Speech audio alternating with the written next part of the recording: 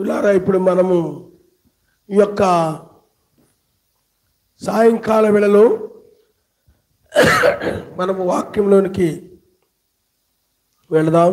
ఉదయము ఆయన ఏ విధంగా సంచకరువుని ఇచ్చాడు, ఇప్పుడు మిగతా దాని అంతటిని కూడా చెల్లించి ఆయన ఏ విధంగా తీసుకుని వెళ్ళడానికి వచ్చాడు, ఇంకా ఏ విధంగా ఆయన ముగిస్తూ ఉన్నాడు సమస్త కార్యాలు మనం చూస్తున్నామా ఆయన మనిషినాడు. హల్లెలూయా. అయితే పిల్లరా, ఈ రాత్రి మనము ప్రతి బుధవారము విశ్వాసాన్ని గురించి చెప్పాలని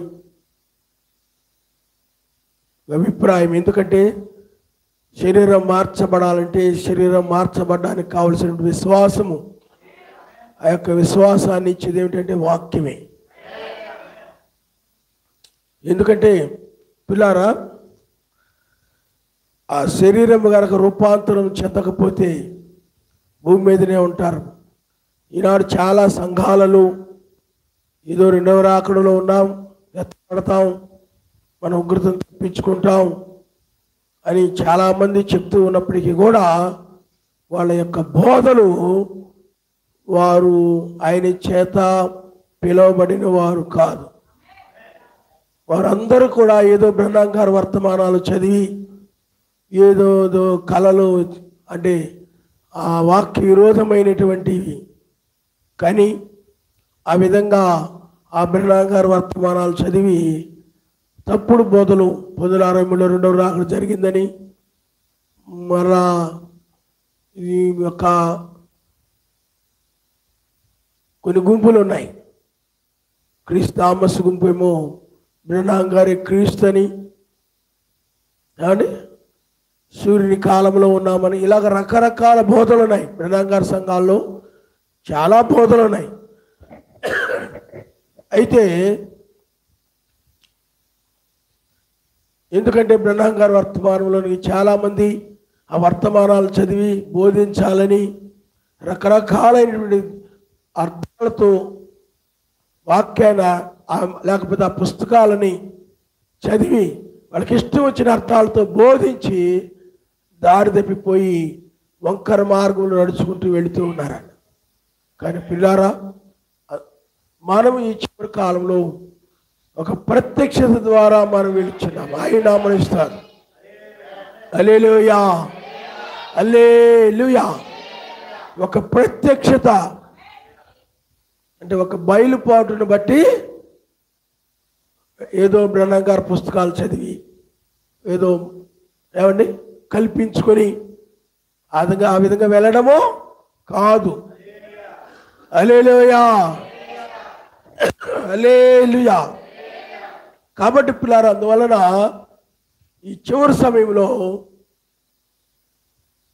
ఆయన రాజ్యాన్ని కనుక పోగొట్టుకుంటే, ఆ దేశాన్ని కనుక పోగొట్టుకుంటే, ఏమని విడవబడిన తర్వాత ఇంకా ఏమీ ప్రయోజనం ఉండదు. ఎందుకంటే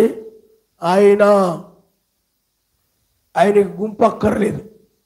సాతాను గుంపు కోరుకుంటాడు, వాడికి గుంపు కావాలి. సర్వశక్తిమంతుడు గుంపు కాదు. గుంపు ఉంటే గుంపు కావాలనుకుంటే 20 లక్షల మందిని ఆయన కానాను తీసుకుపోతాడు. ఆయన వాక్యమునకు లోబడి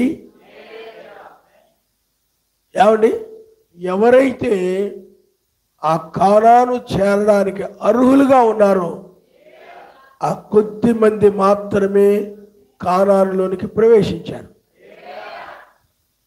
కాబట్టి ఎత్తపడేది కూడా చాలా చాలా తక్కువ సంఖ్య. చాలామంది వాళ్ళ హృదయాలు సరిగా లేక, వాళ్ళ ఆలోచనలు సరిగా లేక, ఆయన పట్ల కానీ సోదరుల పట్ల కానీ సరైన ఆలోచన లేక ఆ యొక్క ఎత్తబాటును పోగొట్టుకుంటారు. ఈ వర్తమానం విని కూడా నీవు అలాంటి పరిస్థితుల్లోకి వెళ్ళకూడదు. అందువల్లనే మంచి హృదయం కలిగిన వారు ఎప్పుడు కూడా అందరితో మంచిగా ఉంటారు, మంచిగా మాట్లాడతారు, మంచిగా ప్రేమిస్తారు, మంచిగా ఆలోచిస్తారు. ప్రతిదీ కూడా మంచి నిర్ణయాలు తీసుకోవడం, మంచి మాటలు మాట్లాడడం, మంచి ఆలోచనలతో వాళ్ళు మంచి జీవితాన్ని జీవిస్తూ ఉంటారు. వాళ్ళు మాత్రమే ఆ యొక్క 30 60 100 ఫలించి ఆ దేశానికి చేరతారు. ఏమండి, ఈ అల్పకాలమైన ఈ లోక సంబంధమైన వాటి కోసం నిత్యరాజ్యాన్ని పోగొట్టుకుంటున్నారు, చాలామంది పోగొట్టుకుంటారు. అందువల్ల పిల్లరా, బహు జాగ్రత్తగా ఉండవలసిన సమయము, బహుగా ప్రార్థించవలసిన సమయం కూడా, బహుగా ఆయన సన్నిధిలో నాయన అని చెప్పి మొదటి కృప గురించి కడవరి కృప గురించి బహుగా ఆయన్ని బ్రతిమలాడుకునే సమయం కూడా ఇదే. విడవబడితే లోకులతో పాటు పాపులతో పాటు ఆ కాలిఫోర్నియా ఎలా కాలిపోతా ఉందో అలాగే ప్రతి దేశము ప్రతి పట్టణము కూడా ఇలా ఈనాడు అనేది అదే విధంగా ఉంది. కాబట్టి అదే విధంగా ఆయన అణుబాంబుల చేత ఆయన దహించి వేస్తాడు. బూడిద కుప్పగా మారిపోతుంది. నీతిమంతులు వెళ్ళిపోయిన తర్వాత సొదొమ గొమొర్ర ఎలా కాలిపోయిందో అలాంటి పరిస్థితి భూమి మీదకి వస్తుంది. అప్పుడు అక్కడైతే ఏదో మనుషులు ఎలా తప్పించుకున్నారు, కొద్దిమంది ఎవరో చనిపోయారు. ఇప్పుడు అలా కాదు, సర్వ మానవాళి ధూళి వలె మారుతారని బైబిల్ చెప్తుంది. ఏదో బహు కొద్ది మంది ఉంటారు తప్ప 1000 ఏళ్ల పాలన తర్వాత వాళ్ళతో కొంచెం పని ఉంది, అందుకని వాళ్ళు బహు కొద్ది మంది ఉంటారు తప్ప మిగతా వాళ్ళందరూ కూడా నాశనము చేస్తాడు ఆయన. అందువల్ల ఇప్పుడు ఆయన కోపముతో ఉన్నాడు ప్రపంచం మీద, అసూయపరుల మీద, గర్విష్ఠుల మీద, దురాలోచన కలిగిన వారి మీద, లోకమును ప్రేమించే వారి మీద, దొంగల మీద, వ్యభిచారుల మీద, వీళ్ళందరి మీద కూడా ఈ ప్రపంచం మారు మనసు పొందని మతశాఖ సంఘాల మీద అన్నిటి మీద కూడా ఆయన నాశనం చేయాలని కోపముతో ఆయన వచ్చి మన పట్ల ఆయన కనికరపడ్డాడు. అంతే, ఆయన నామనిస్తాడు. హల్లెలూయా. నీ మీద ఏం కలిగింది ఆయనకి? నువ్వు కూడా ఈ యొక్క సమయాన్ని సద్వినియోగం చేసుకోకుండా, ప్రార్థన చేసుకోకుండా, నిర్లక్ష్యంగా ఉంటూ లోకస్తుల్లాగా నువ్వు ఉంటే అది ఆకస్మికంగా జరుగుతుంది ఆ శరీర మార్పు. ఈ సంవత్సరంలోనే మనము చూస్తే శరీర మార్పు జరిగితే నీ పరిస్థితి ఏమిటో నువ్వు ఆలోచించుకో. చాలా దారుణమైన పరిస్థితి ఉంటుంది భూమి మీద. సృష్టి ఆరంభము నుండి కూడా అలాంటివి రాలేదు అని బైబిల్ చెప్తుంది. చాలామంది మేము శ్రమకాలంలో ఉన్నాం, ఈ శ్రమకాలం ఆరంభమైంది అంటున్నారు. అది అబద్ధం. శ్రమకాలం ఇంకా ఘోరంగా ఉంటుంది. మోషే ఏలియా కాలం కంటే కూడా శ్రమకాలము చాలా భయంకరంగా ఉంటుంది. సృష్టి ఆరంభము నుండి కూడా అలాంటివి లేవను. ఇప్పుడు జరిగేవన్నీ కూడా సృష్టి ఆరంభం నుండి ఉన్నాయే.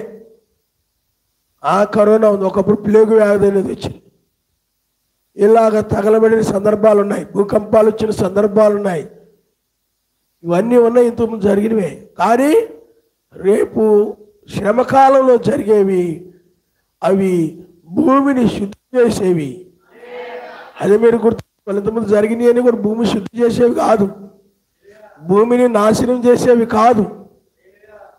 భూమి మీద ఉన్నటువంటి సర్వ మానవాళిని సర్వమును కూడా నాశనం చేసేవి ఆకస్మికంగా ప్రపంచవ్యాప్తంగా జరుగుతాయి. హల్లెలూయా, హల్లెలూయా. ఎలా చెప్పగలంటే బైబిల్ చెప్తుంది. ఆ విధంగా బైబిల్ మనం ఏం చేస్తాం చెప్పండి? నమ్ముతాం.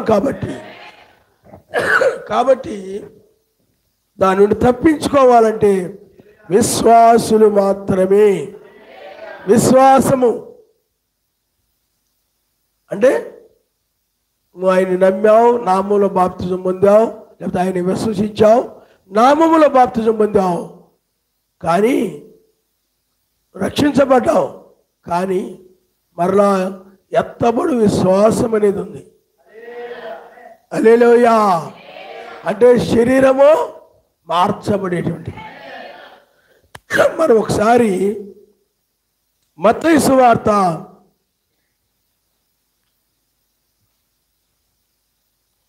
8వ అధ్యాయము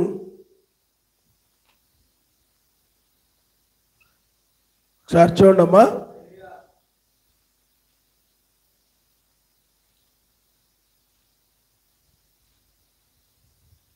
మత్తయి సువార్త 8వ అధ్యాయము 5వ వచనం. ఇంతకుముందు ఒకసారి మనం చదువుకున్నాం. ఆయన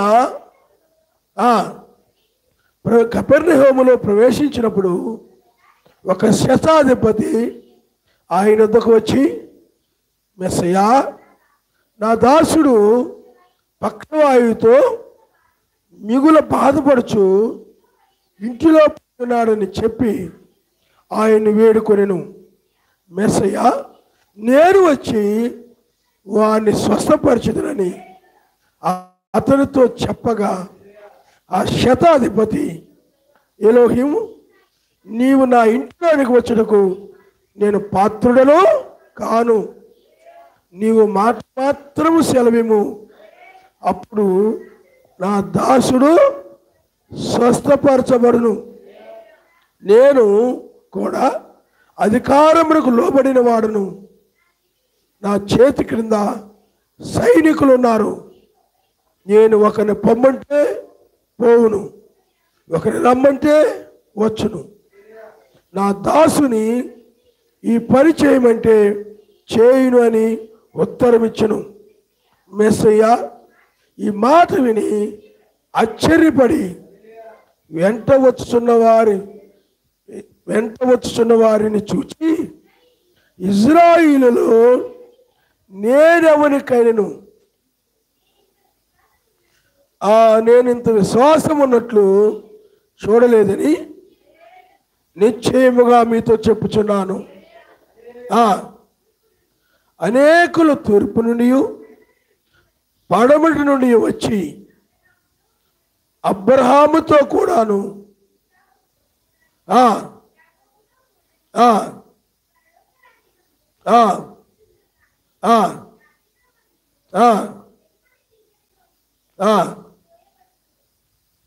ఈ రాజ్య సంబంధులు వెలుపటి చీకటిలోనికి త్రోయబడుదురు, అక్కడ ఏడ్పును పండ్లు కొరుకుటయు ఉండునని మీతో చెప్పుచున్నానని నేను. మెస్సయ్య, ఇక వెళ్ళుము, నీవు విశ్వసించిన ప్రకారము నీకు అవునుగాకని శతాధిపతితో చెప్పెను. ఆ గడిలోనే అతని దాసుడు స్వస్థత నొందెను. చాలా ఆయన నామనిస్తారు. హల్లెలూయా. ఇక్కడ ఆయన ఏం చెప్పాడనంటే, ఇక వెళ్ళుము, నీవు విశ్వసించిన ప్రకారము నీకు అవునుగాక అని శతాధిపతితో చెప్పాను. ఆ గడిలోనే అతని దాసుడు స్వస్థత పొందెను. విలారా, చూడండి, ఇక్కడ వాక్యం ఏం చెప్తుందంటే, లేకపోతే మెస్సీ ఏం చెప్పాడనంటే, నీవు వెళ్ళుము, నీవు విశ్వసించిన ప్రకారము నీకు అవునుగాక. నీవు విశ్వసించావు, నమ్మావు. నీవు విశ్వసించిన ప్రకారము అంటే నేను స్వస్థపరచగలనని నువ్వు నమ్మావు, విశ్వసించావు. కాబట్టి నీవు విశ్వసించిన ప్రకారము నీకు అవునుగాక అన్నాడు. అప్పుడు అతని దాసుడు స్వస్థత పొందాడు. హల్లెలూయా. అంటే ఆయన దేని గురించి మాట్లాడుతున్నాడు చెప్పండి? విశ్వాసముని గురించి మాట్లాడుతున్నాడు. ఎందుకంటే అక్కడ శతాధిపతి యొక్క దాసుడు స్వస్థత పొందాడంటే దేనిని బట్టి స్వస్థత పొందాడు చెప్పండి? విశ్వాసమును బట్టి. ఆయన స్వస్థపరచగలిగిన సమర్థుడని నమ్మాడు కాబట్టి దానిని బట్టి అతడు స్వస్థత పొందాడు. హల్లెలూయా, హల్లెలూయా. కాబట్టి పిల్లారా, విశ్వాసం అనేటువంటిది మనిషిని ఏం చేస్తుంది చెప్పండి? స్వస్థపరుస్తుంది. నీ విశ్వసించిన ప్రకారము నీకు కలుగును గాక, నీకు స్వస్థతను కలుగును గాక అన్నాడు. స్వస్థత పొందాడు. కాబట్టి అతడికి ఏ విశ్వాసం ఉంది? స్వస్థపరచబడేటువంటి విశ్వాసం ఉంది.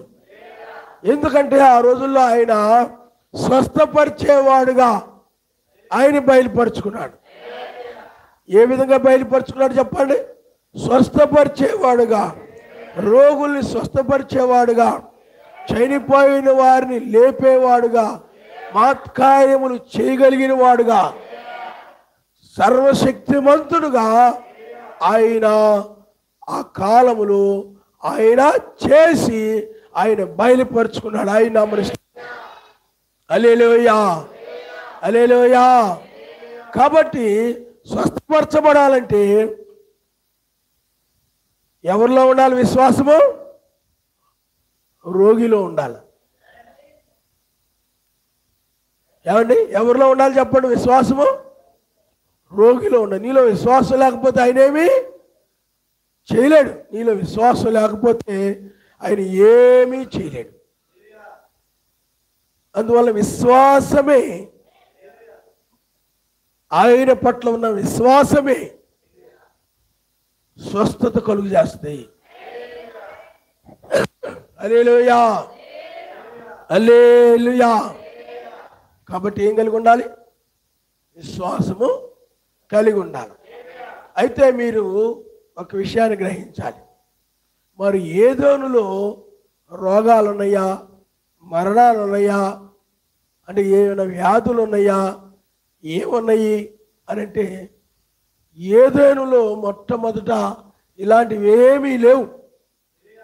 ఏదోనులో మానవుడిని సృష్టించినప్పుడు ఆయన ఏమండి ఆదామవ్వలను సృష్టించిన తరువాత వారికి ఎలాంటి వ్యాధులు కానీ, రోగాలు కానీ, ఎలాంటి మరణాలు కానీ ఏమీ లేవు వాళ్ళకి. మరి వాళ్ళు ఎలా ఉండేవారయ్యా అని అంటే, మరి ఏదోనులో వాళ్ళు ఎలా ఉండేవారు అంటే, మనం ఒకసారి మలాకి గ్రంథములో గనక మనం వెళ్ళినట్లయితే, మలాకి గ్రంథము 4వ అధ్యాయము, మలాకి గ్రంథము 4వ అధ్యాయము 2వ వచనం నుండి మనం ఒకసారి చదువుకుందాం. అయితే నా నామమందు భయభక్తులు గలవారు మీకు నీతి సూర్యుడు ఉదయించెను, అతని రెక్కలు ఆరోగ్యము కలుగు చేయును గనుక మీరు బయలుదేరి క్రొవ్విన దూడలు గంతులు వేయినట్లు గంతులు వేయుదురు.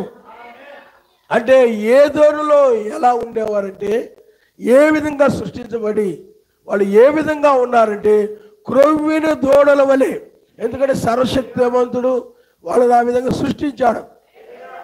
లేకపోతే మెస్సయ్య ఆయన వారిని ఆ విధంగా సృష్టించాడు. కాబట్టి ఏదోనులో ఎలా ఉండేవారంటే కొవ్విన దూడ గంతులు వేసినట్లుగా, ఆ కొవ్విన దూడ ఎలాగైతే బలంగా ఆరోగ్యంగా ఉంటుందో, ఏ ముక్కుతూ మూలుగుతూ ఏమీ లేకుండా, ముక్కుతూ మూలుగుతూ ఏమీ లేకుండా వాళ్ళు ఎలా ఉన్నారంటే, వాళ్ళు పిల్లారా చూడండి, వాళ్ళు క్రొవ్విన దూడలు గంతులు వేయినట్లు గంతులు వేస్తూ ఉన్నారన్నమాట.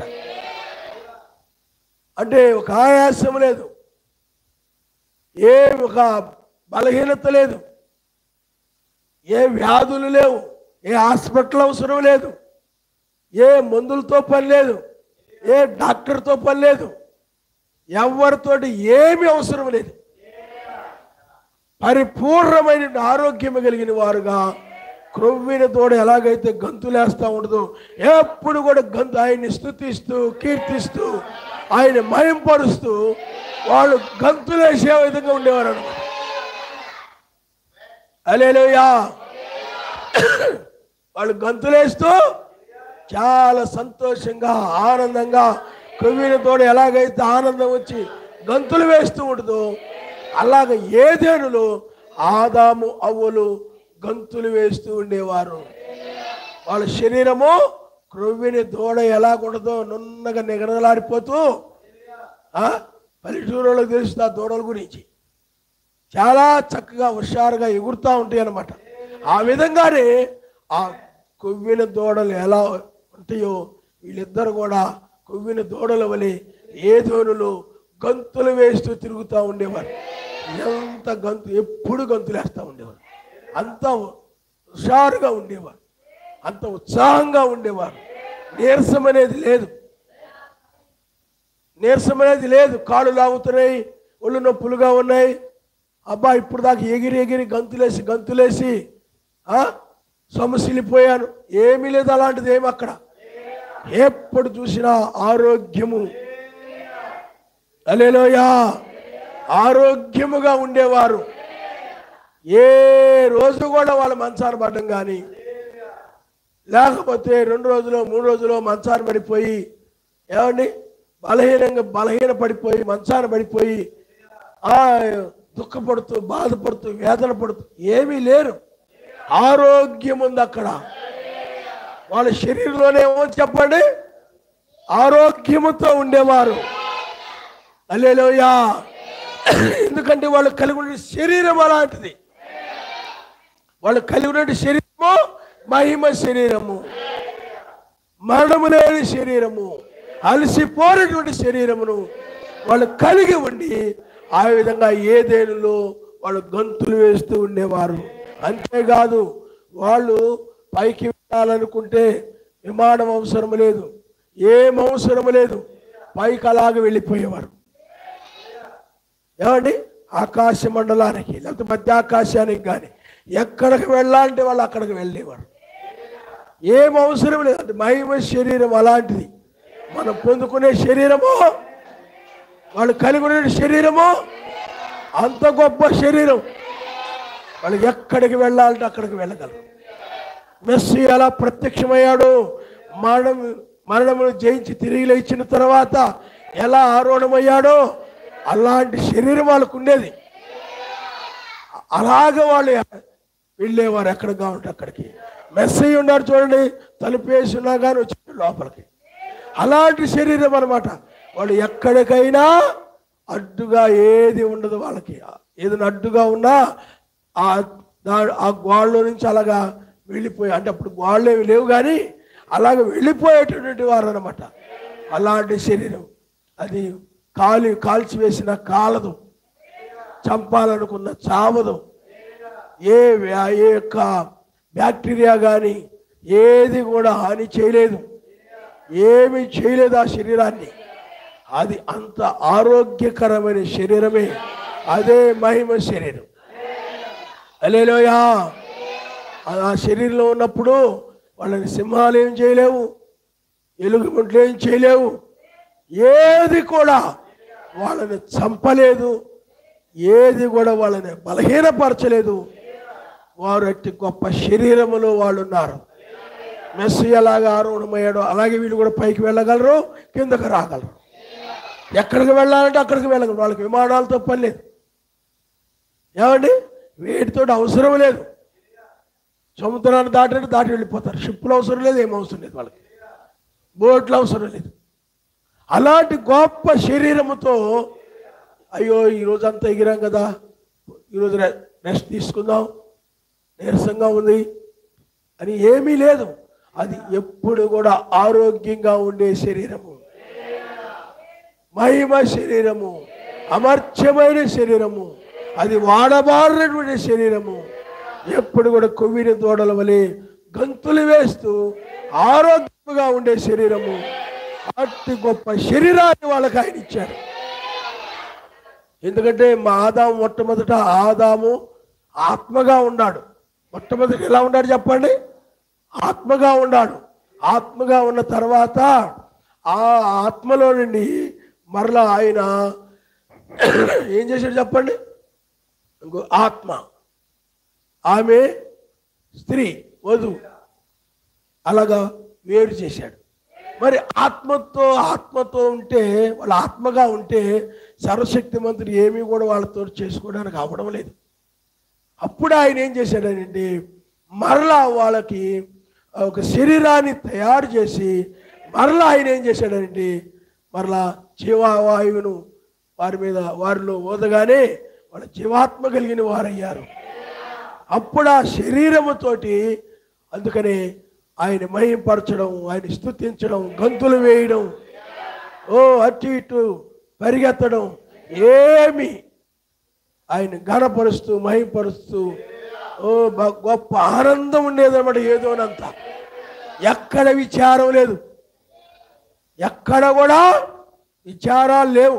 ఐక్య విచారాలు, ధనాపేక్షలు, కుళ్ళుకోటాలు, వాళ్ళ మీద వీళ్ళ మీద పడి ఏడవడాలు, స్వార్థము, ఏమండి దొంగతనాలు, అలాంటివి ఏమి అక్కడ లేవు. ఏ బాధ కూడా లేదు అక్కడ.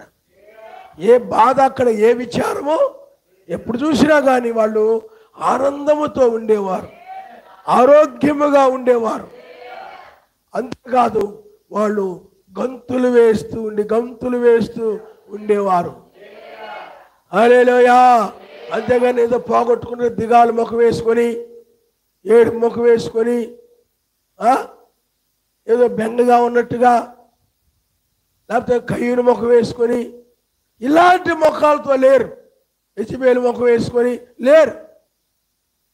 ఏమండి అక్కడ ఎలా ఉన్నారు వాళ్ళు? ఏదో వాళ్ళ మీద కోపంతో కక్షతో అలా ఉన్నారా? లేరు.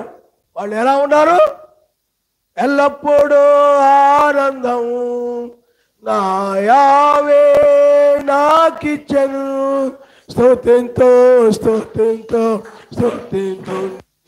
సాగేదాను, స్తుతింతో సాగేదాను. హల్లెలూయా ఆనందమే, హల్లెలూయా ఆనందమే, హల్లెలూయా ఆనందమే, హల్లెలూయా ఆనందమే. స్తుతింతో సాగేదాము, స్తుతింతో సాగేదాము. హల్లెలూయా. మరి ఆదాము అవ్వలకు ముందు ఎవరు ఉండేవారు? భూమి మీద దేవదూతలు ఉండేవారు. ఎవరుండేవారు? శారద శుద్ధీకరించబడింది, మరలా నూతన సృష్టి జరిగింది. అప్పుడు ఆ విధంగా ఆదామవులు మహిమ శరీరముతో ఉండేవారు. వాళ్ళకి మరణం అనేది ఒకటి ఉన్నదని వాళ్ళకి తెలీదు, వ్యాధులు అనేవి ఉన్నాయంటే వాళ్ళకి తెలీదు. జ్వరం కానీ, జలుబు కానీ, ఏమండి ఒళ్ళు నొప్పులు కానీ, లేకపోతే ఒంట్లో బాగలేదు, ఏమి వాళ్ళకి అసలు తెలియదు వాళ్ళకి. అంత గొప్ప శరీరములో, ఆ మహిమ శరీరంలో ఉండేవారు.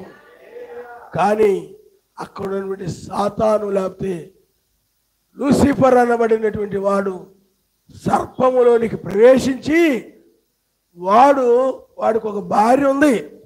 ఎందుకంటే వాటి జాతి ప్రకారం సృష్టించాడు ఉంది బైబిల్లో. వాడు ఏం చేశాడు చెప్పండి? భార్య ఉన్నప్పుడు కూడా వాడికి ఇంకొకరు కావాలి. అప్పుడు వాడు ఏం చేశాడు చెప్పండి?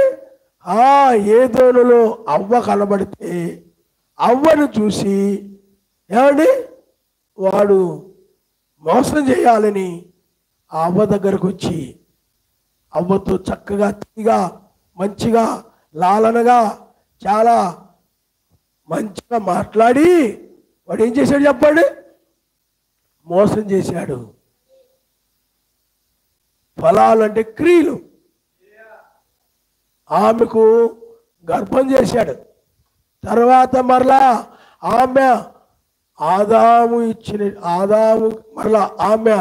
ఆదాముకి వెళ్ళి మరలా ఫలాలు ఇచ్చినప్పుడు, అంటే కలిసి కూడుకున్నప్పుడు మరలా ఇంకొకడు లోపల తయారయ్యాడు. అప్పుడు ఆ విధంగా సర్పం వలన ఒకడు, ఆదాము వలన ఒకడు, ఇద్దరు అందువలన కయ్యను ఏబేలు అనేటువంటి వారు భూమి మీదకి వచ్చారు. అయితే వాళ్ళు పాపం చేసినందువలన ఇలాంటి కయ్యూను లాంటి వాళ్ళు వచ్చారు.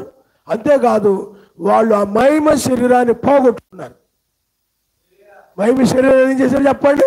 పోగొట్టుకొని ఇప్పుడు మనం కలిగి ఉన్న శరీరాన్ని, ఈ పురుగుల గూడిని, వ్యాధుల గూడిని వాళ్ళు పొందుకున్నారు. అర్థమైందా?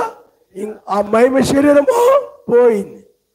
కొవ్విని దూడలవలే గంతులు వేసేటువంటి ఆరోగ్యకరమైన శరీరం పోయి అనారోగ్యాలతోటి, మరణాలతోటి, శ్రమ పడుతూ, కష్టపడుతూ, వేదన పడుతూ, ముక్కుతూ, మూలుగుతూ ఉండేటువంటి ఆ శరీరము వచ్చింది. ఇంకా ఆ శరీరముతో మనుషులు అనేక మంది భూమి మీదకి వచ్చారు. అయితే పిల్లారా, ఇవన్నీ నేను మరలా చెప్పడం లేదు, కానీ అయితే మరలా ఆ కరుణా సంపన్నుడైన వాడు, ఆ సర్వశక్తిమంతుడు మానవుడిని మరలా ఆయన ఆ పాపమును, ఎందుకంటే సర్పం యొక్క మాట విని, దుష్టుడి యొక్క మాట విని, అందుకనే మనం ఎవరి మాట పడితే వాళ్ళ మాటలు నమ్మకూడదు, ఎవరి మాట పడితే వాళ్ళ మాటలు వినకూడదు. సృష్టికర్త మాట మాత్రమే మన తండ్రి ఆయన కాబట్టి, మనము ఆయన యొక్క పిల్లలమైనాం కాబట్టి ఆయన మాట మనం వినాలి తప్ప ఎవరి మాట పడితే వాళ్ళ మాట నువ్వు వినకూడదు. వింటే ఏం జరుగుతాయంటే మోసపోతావు. మోసపోయారు వాళ్ళు. మోసపోయి కష్టాలు, నష్టాలు, ఇబ్బందులు, మరణాలు, వ్యాధులు అన్నీ తెచ్చుకున్నారు. అందువల్లే మనం ఎప్పుడు కూడా ఆయన మాట మాత్రమే వినాలి.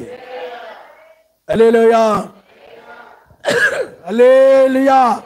అందువల్ల పిల్లారా, మరలా ఆ కరుణా సంపన్నుడు ఆయనే, ఆత్మీయునుడు, ఆ సర్వశక్తిమంతుడే, వాక్యమైన సర్వశక్తిమంతుడే 2000 సంవత్సరాల క్రితం ఆయన మరలా శరీరము ధరించుకొని ఆయన భూమి మీదకి వచ్చాడు. భూమి మీదకి వచ్చి అప్పుడు ఆయన స్వస్థపరచువాడుగాను, ఆయన చనిపోయిన వారిని లేపగలిగిన సమర్థుడుగాను, హృదయ రహస్యాలు చెప్పగలిగిన వాడుగాను, ఆయన మాటల్లో జీవం ఉన్నదని, ఆయన మాటల్లో స్వస్థత ఉన్నదని, ఆయన మాటలను చనిపోయిన వారిని సైతము లేపగలవని ఆయన రుజువు చేసుకున్నాడు. ఆయన నమ్మనిస్తాడు. హల్లెలూయా, హల్లెలూయా. కాబట్టి పిల్లారా, ఆ రోజులు ఎవరైతే నమ్మారో, విశ్వసించారో, నువ్వు నమ్మిన ఎడల ఆయన మహిమను చూస్తా ఉన్నాడు. ఆయన నమ్మనిస్తాడు. కాబట్టి పిల్లారా, విశ్వాసం. కాబట్టి మరణించి మరలా తిరిగి లేచి ఆయన యొక్క పునరుద్ధానాన్ని గురించి, నీకోసం ఆయన మరణించాడు, మరలా తిరిగి లేచాడు, మరలా ఆయన రాబోతున్నాడు. ఆయన మరణాన్ని జయించిన వాడు కాబట్టి మరలా మనల్ని కూడా ఆయన మరణాన్ని నుండి లేపగలడు. సజీవులమైన మనల్ని కూడా ఆయన మన శరీరాన్ని మార్చగలడని అపోస్తులు బోధించారు. హల్లెలూయా. అందువల్ల వాళ్ళ బోధ విన్న తర్వాత, వాళ్ళ వాక్యం విన్న తర్వాత నువ్వు ఆయన నామములో బాప్తిజం పొందావు, పరిశుద్ధాత్మ వరాన్ని పొందుకున్నావు. అంతకుముందు నువ్వెవరో నీకు తెలియదు. ఏమండి?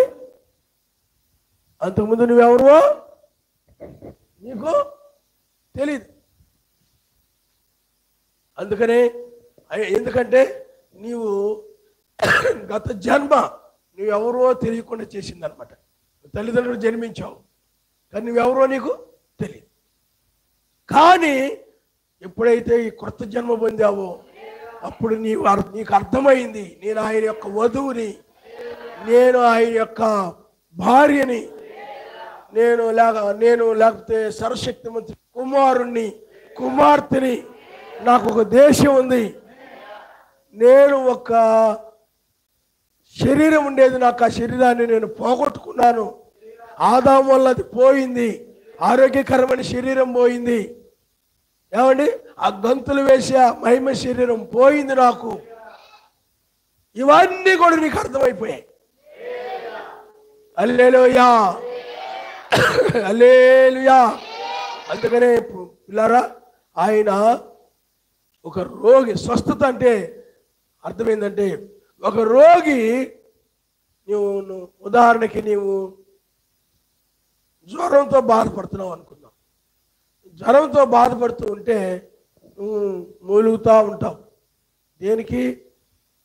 ఒకప్పుడు ఆరోగ్యవంతురాలివి, జ్వరం వచ్చింది, మరలా ఆరోగ్యాన్ని పొందుకోవడం కోసం నువ్వేం చేస్తున్నావు చెప్పండి?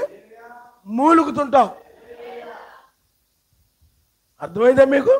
అప్పుడు డాక్టర్ గారు ఏ ట్యాబ్లెట్ ఇస్తారు, తగ్గిపోతాయి, స్వస్థత వస్తాయి. అప్పుడు నీ మరలా కోల్పోయిన ఆరోగ్యాన్ని మరలా తిరిగి పొందుకొని చక్కగా వెళ్ళిపోతుంటావు. అర్థమైంది మీకు? దాన్ని ఏమంటారు చెప్పండి? స్వస్థత.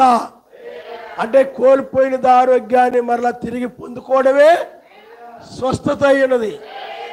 ఇక్కడ కూడా దాసుడు ఉన్నాడు, శతాధిపతి దగ్గర ఉండేటువంటి ఒక దాసుడు అనారోగ్యం వచ్చేసింది. ఒకప్పుడు ఆరోగ్యం కలిగిన వాడే ఆ శతాధిపతి దగ్గర చక్కగా నమ్మకంగా చెప్పిన మాట వింటూ చాలా చక్కగా మంచి వ్యక్తిగా, ఏమండి, చక్కగా మంచి వ్యక్తిగా ఉన్నాడు. అందుకని శతాధిపతి కూడా అతను ఏం చేసేవాడు చెప్పండి? ప్రేమించేవాడు. అందువలన ఆ శతాధిపతి అనారోగ్యం వచ్చినప్పుడు, ఆరోగ్యాన్ని కోల్పోయినప్పుడు స్వస్థత కోసమై, అంటే మరలా కోల్పోయిన ఆరోగ్యాన్ని మరలా తిరిగి పొందుకోవాలని ఆ ఆరోగ్యం కోసమై అక్కడ ఇక్కడ అంతా తిరిగాడు. ఎక్కడ కూడా పోయినవలే. అప్పుడు మెస్సీ మాత్రమే ఆరోగ్యాన్ని ఇవ్వగలిగిన వాడు, మెస్సీ మాత్రమే కోల్పోయిన ఆరోగ్యాన్ని, కోల్పోయినటువంటి ఆ బలాన్ని, మరలా ఆ శక్తిని మరలా తిరిగి ఇవ్వగలిగిన వాడు ఆయనే అని చెప్పి వారు ఆయన్ని ఎదుక్కుంటూ వచ్చారు. అంటే అతడు మందిరాన్ని కూడా, దేవాలయంను కూడా కట్టించి ఇచ్చిన వాడు ఆయన నామనిస్తాడు. హల్లెలూయా, హల్లెలూయా. కాబట్టి పిల్లారా, అప్పుడు ఆయన అన్నాడు, నీ యొక్క విశ్వాసమే నీ యొక్క దాసుని స్వస్థపరిచింది. అంటే స్వస్థపడడం అంటే మరలా తిరిగి ఆరోగ్యాన్ని పొందుకున్నాడు. ఆ రోగం పోయింది, ఆ బలహీనత పోయింది, ఆ మొక్కడం మూలగడం, నీరసం ఉంది, బలహీన, అవన్నీ ఆ మాటలన్నీ పోయాయి. నాకు ఆరోగ్యం వచ్చింది, నేను ఇప్పుడు బాగున్నాను, నాకు ఇప్పుడు స్వస్థ వచ్చింది, నాకు ఇంతకుముందు నాకు నీరసం లేదు, బలహీనం లేదు, ఏమీ లేదు, మొక్కడం మూలగడం ఏమీ లేదు. ఇప్పుడు నేను ఇంతకుముందు లాగానే కష్టపడగలను, పని చేయగలను, మరలా తిరిగి నేను ఆ బలాన్ని పొందుకున్నాను అన్నాడు. అసలు స్వస్థత పొంది, అంటే పోయినటువంటి అనారోగ్యమును లేకపోతే ఆ బలహీనతను మరలా తిరిగి పొందుకున్నాడు. అది ఎవరిచ్చారు చెప్పండి? మరి ఏ విధంగా వచ్చింది? అది విశ్వాసము ద్వారా. నీ వాక్యమే నన్ను బ్రతికించెను, బాధలలో నెమ్మదినిచ్చెను. నీ వాక్యమే నన్ను బ్రతికించెను, బాధలలో నెమ్మదినిచ్చెను. కృపా సత్య దయా సత్య సంపూర్ణుడా, వాక్యమయ్యున్నయావి వందనమయ్యా. కృపా సత్య దయా సత్య సంపూర్ణుడా, వాక్యమయ్యున్నయావి వందనమయ్యా. హల్లెలూయా, హల్లెలూయా. అయితే ఇవి పిల్లరా తాత్కాలికమైనటువంటి స్వస్థతలు. ఇవన్నీ తాత్కాలికమైనటువంటి తాత్కాలికమైన అనారోగ్యాలు, తాత్కాలికమైనటువంటి స్వస్థతలు. కానీ నిజమైన వధువు పిల్లరా అసలైన స్వస్థత కోసము కనిపెట్టుకొని ఉన్నదని బైబిల్ చెప్తుంది. చూడండి, రోమీలకు రాసిన పత్రిక 8వ అధ్యాయము చాలా సందర్భాల్లో నువ్వు బలహీనతకు గురి, అనారోగ్యానికి గురి ఉండొచ్చు, నువ్వు స్వస్థత పొందుండొచ్చు. కానీ ఇంకొక స్వస్థత కోసం ఆమె మూలుగుతా ఉంది. రోమీయులకు రాసిన పత్రిక 8వ అధ్యాయము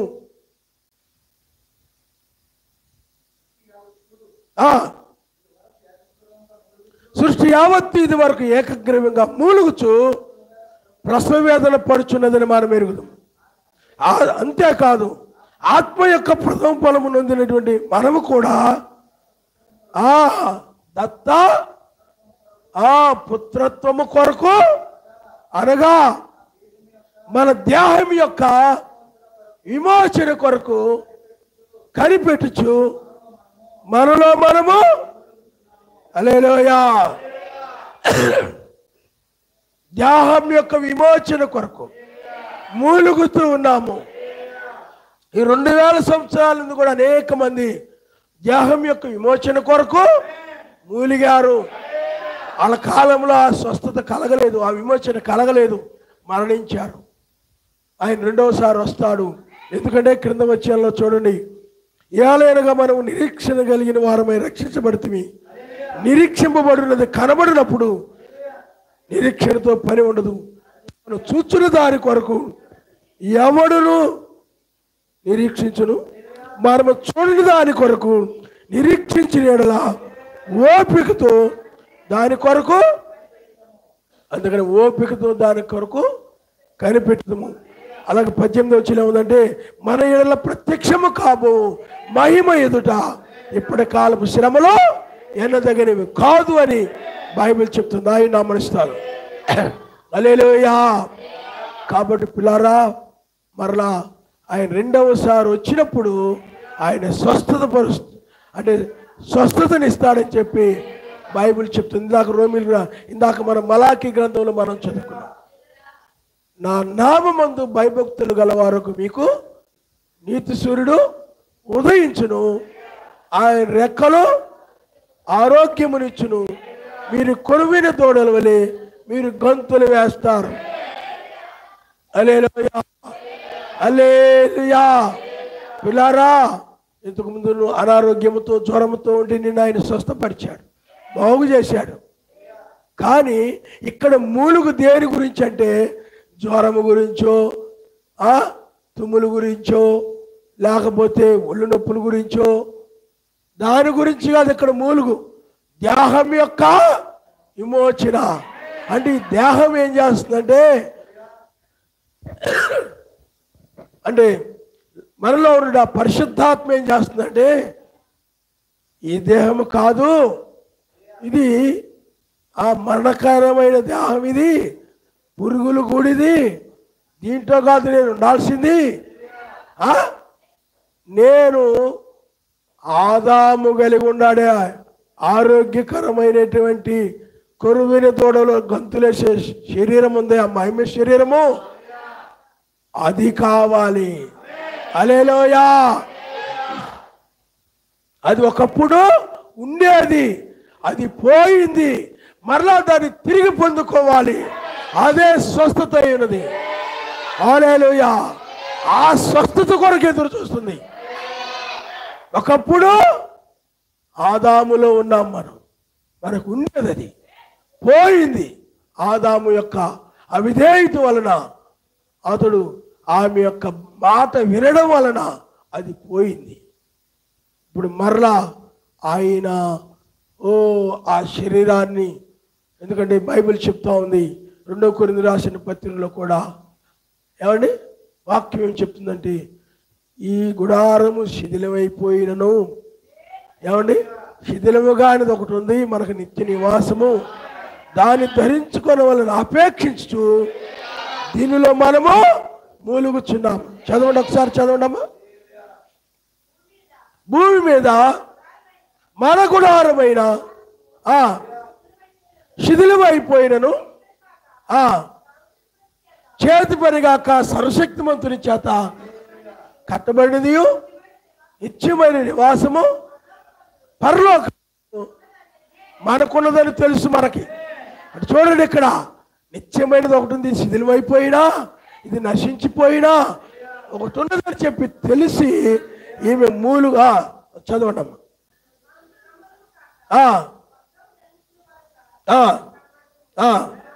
కాబట్టి పరలోకము విడవచ్చు ఆ నివాసము దీనిపైన ధరించుకొన నాపేక్షించు దీనిలో ఉండి హల్లెలూయా. ఆ నిత్య నివాసం ఎప్పుడు పోయింది? ఆదాము వల్ల పోయింది. అది అవ్వ వల్లది పోయింది. ఆ నివాసం అది ఎక్కడుంది? పరలోకంలో ఉంది. మరి ఈ శరీరం ఏమిటి? పాపంలో వచ్చింది. అది పాపంలో లేనప్పుడు ఒక నివాసం ఉంది. అది శిథిలముగాని నివాసము, శిథిలముగాని శరీరము, అదే మహిమ శరీరము. అది పైన ఉంది, అది పరలోకమందున్నది. దాన్ని ధరించుకోవాలని అపేక్ష, లోకాన్ని సంపాదించుకోవాలని అపేక్ష, లోకములో కోటీశ్వరులు అవ్వాలని అపేక్ష. ఏమండి? లోకంలో ప్రపంచానికి పోపులాగా గొప్ప అవ్వాలని అపేక్ష ఆమె కలిగి ఉందా? ఏమండి? అటు అన్యుల్లాగా పనికి మాలిన బట్టలు వేసుకొని, ఒళ్ళంతా ఖర్చుకుపోయిన బట్టలు వేసుకొని, కాళ్ళకు కూడా ఖర్చుకుపోయిన బట్టలు వేసుకొని, ఏమండి ఆ విధంగా తిరగాలని అపేక్ష ఉందామెకి? నిత్య నివాసం ధరించుకోవాలని ఈ శిథిలమైపోయే శరీరము నువ్వు ఉన్నావు. లేకపోతే లోకంలో మనం సహజంగా మనం చూస్తుంటాం, ఏదో వాళ్ళ పాకు ఉందనుకోండి, శిథిలమైపోతుంది అనుకోండి, దీనికంటే మంచిది కట్టుకోవాలరా అనుకుంటారు. కారణం ఏంటి? శిథిలమైపోతుంది కాబట్టి మంచి దానిలోకి వెళ్ళాలనుకుంటారు. అలాగే లోకంలో కానీ మన నివాసము ఈ శరీరము శిథిలమైపోయేది, మరణించేది. కానీ మనం శాశ్వతమైన దానిని, నిత్య నివాసముని ధరించుకోవాలని ఒక ఆపేక్ష, ఆ ఆపేక్ష కలిగి దానిలో ఉండి ఆయన వధువు ఈ లౌదీయ సంఘ కాలంలో ఆయన నామములో బాప్తిజం పొంది పరిశుద్ధాత్మను కలిగి ఆ శరీరం కోసమై, ఆ నివాసము కోసమై మూలుగుతా ఉంది ఆయన మనుషులు. హల్లెలూయా. అంతేగాని కనబడిన వాటినల్లా లోకములో వాటిని వీటిని ఆశిస్తూ, ఏమండి లోకంలో కనబడిన వాటినల్లా ఆశిస్తూ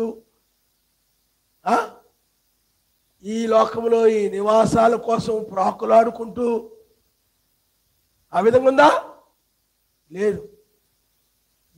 ఎందుకంటే ఇవన్నీ కూడా ఒక దినాన శిథిలమైపోయేవి. ఇవన్నీ ఒక దినాన్ని ఏమైపోతాయి చెప్పండి? కూలిపోతాయి. ఏవి శాశ్వతంగా ఉండవు. నువ్వు ఎన్ని కోట్లు పెట్టి కట్టినా, ఎన్ని లక్షలు పెట్టి కట్టినా ఒక 20 సంవత్సరాలు దాటితే ఏమైపోతాయి చెప్పండి? 15 సంవత్సరాలు 20 సంవత్సరాలు దాటిపోతే అవి మరలా శిథిలమైపోతాయి. అందుకని పూర్వకాలంలో రాజులు బండరాళ్ళతో కట్టేవారు. ఎందుకంటే అయితే శిథిలం కాకుండా ఉంటాయని. బాగా బండరాళ్ళతో కొండరాళ్ళతో ఏం చేసేవాళ్ళు చెప్పండి? నీకు అలాంటి లోక అపేక్షలు ఉంటే మీ ఆయన చేత కట్టించుకో. బండరాళ్ళు పెట్టి పరలోకం వద్దు ఏమొద్దు అనుకుంటే, నీకు వాటి మీద మనసు ఉందనుకోండి, మీ ఆయన చేత రాజుకోట కట్టించుకో. నువ్వు రాణిగా దాంట్లో ఉందివని బండరాళ్ళు తెచ్చుకొని కొండ మీద బండరాళ్ళు, నీకు ఎందుకంటే లోక సంబంధం మనసు కాబట్టి ఆశిస్తుంటావు, కాబట్టి వాళ్ళ వీళ్ళ అందరినీ కూడా ఆశపడుతుంటావు. నీ మనసు అలాంటిది కాబట్టి అందువల్ల నీవు ఇక్కడే ఉండిపోవాలనుకుంటే అలాంటి బండరాలతో కట్టుకో. అర్థమైందా? పూర్వకాలంలో ఎప్పుడో కట్టినవి ఉన్నాయి, అలాగే వాళ్ళు పోయారు, అవి ఉన్నాయి. అలాగే నువ్వు పోయినా అవి ఉంటాయి. నిజమైన వధువు వీటిని ఆపేక్షించదు. హల్లెలూయా. నిత్య నివాసము పరలోకమందున్నదని ఆమె ఎరిగి, ఆమెకు తెలుసు కాబట్టి, ఎందుకంటే అది అపవాదికి దొరకకుండా ఆయన దాన్ని పైకి ఆయన నామనిస్తాడు. హల్లెలూయా. అపవాదికి అందరినీ కూడా ఏం చేసేవాడు చెప్పడు? దాన్ని కూడా ఏం చేసేవాడు? నాశనం చేసేవాడే. దాన్ని వాడి చేతిలో పడకుండా ఆయన ఏం చేశాడంటే ఆయన హల్లెలూయా అందులో ఆదాము పోగొట్టుకున్నటువంటి ఆ నిత్య నివాసము, ఏమండి ఆ నిత్య నివాసము, దాన్ని హక్కుపత్రం అంటారు. దాన్ని ఏమంటారు చెప్పండి? దాన్ని ఏమంటారు? హక్కుపత్రము. ఆ నివాసానికి సంబంధించిన హక్కుపత్రము. ఈ లోకంలో ఈ నివాసాలకు సంబంధించిన వాటి కోసం తన్నుకుంటూ గుద్దుకుంటూ కుమ్ములు ఆడుకుంటూ అన్నదమ్ములు ఏం చేస్తున్నారు చెప్పండి? ఎవరి దగ్గర అయినా వాళ్ళ నాన్న దగ్గర డబ్బు ఉందనుకోండి, ఏమండి పొలం ఉందనుకోండి, కాకాపడ్డానికి నానా ప్రయత్నాలు చేస్తారు. ఆడికిచ్చేస్తాడేమో, ఈడికిచ్చేస్తాడేమో అని ఆయన చుట్టూ తిరుగుతుంటారు. ఎందుకని? ఇవన్నీ ఆపేక్షించి వీటి మీద మనస్సు కలిగి ఆ విధంగా చేస్తుంటారు. వీళ్ళు వధువు కాదు, వధువుల లెక్కలో ఉన్నవారు వీళ్ళు కాదు. నిజమైన వధువు వీటిని శిథిలమైపోయే వాటిని ఆపేక్షించదామె. శిథిలము కాని శాశ్వతమైన దానిని, అదే నిత్య నివాసము. హల్లెలూయా. అదే ఈ శరీరం. అందుకని ఈ శరీరం నిత్య నివాసంగా మారితే ఆదాము లేకపోయినా ఏమీ లేకపోయినా ఆ నిత్య నివాసం సంతోషిస్తున్నారు ఆయన నమ్ముతారు. హల్లెలూయా. కానీ నీవు ఈ లోకంలో ఎంత గొప్పగా ఇల్లు కట్టుకున్నా, ఎంత ఉన్నతంగా నిర్మించుకున్నా, కొన్ని లక్షల కోట్లు పెట్టి కట్టుకున్నా, మరి శరీరం అనేది నిత్యమైంది కాదు. మన తండ్రి ఇవి కాదు, శరీరాన్ని నిత్యమైనదిగా మారుస్తాడు. నిత్య నివాసాలుగా ఉండాలని కక్కుర్తి పడిపోతుంటారు. కక్కుర్తి లోకంలో ఏది కనపడితే దాన్ని ప్రేమించి చాలామందికి వాళ్ళ ఇల్లుని భార్యను చూసుకున్నట్టు చూసుకుంటారు. ఇంట్లో భర్తను, భార్యని, పిల్లల్ని సరి చూడరు. పిల్లలు చూసుకుంటారు. అటు మీద మనసు కలిగి లోకం ఎలా ఉందో అలాగే ఉందా అంటే దీని అర్థం ఏంటి? భార్య కంటే, భర్త కంటే, పిల్లల కంటే ఆ కొంపలు వీళ్ళకి గొప్పగా ఉంటాయి, ముఖ్యం అనుకుంటారు వీళ్ళు. అలాంటి స్వభావం నీలో ఉంటుంది. నీవు అన్యులు ఒక్కటే. ఇవి శిథిలమైపోయి తాత్కాలికమైనవి. అయితే కలిగి ఉన్నవాడితో మనం సంతృప్తిగా ఉండని బైబిల్ చెప్తుంది. అన్న వస్త్రములు కలిగి వారు మీరు ఈ లోకంలోనికి ఏమీ తేలేదు, ఈ లోకంలో మనం ఏమీ తీసుకొని వెళ్ళలేము. కలిగినది తమదిగానట్టుగాను ఉండమనుంది. హల్లెలూయా. ఈనాడు చాలా మంది కొనున్నది తమదిగానట్టుగా ఉండమంది.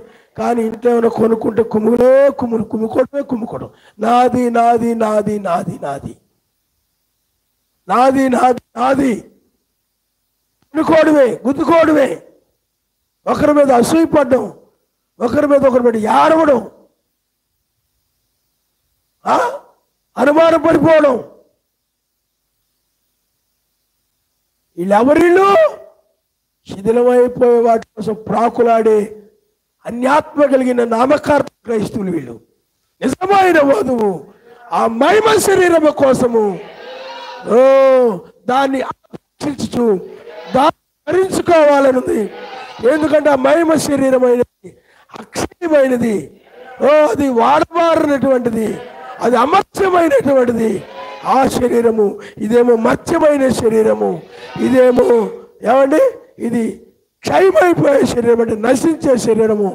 అందుకనే ఈ శరీరంలో ఉండడానికి ఇష్టపడక దాన్ని కోరుకుంటుంది, పర సంబంధమైనటువంటిది.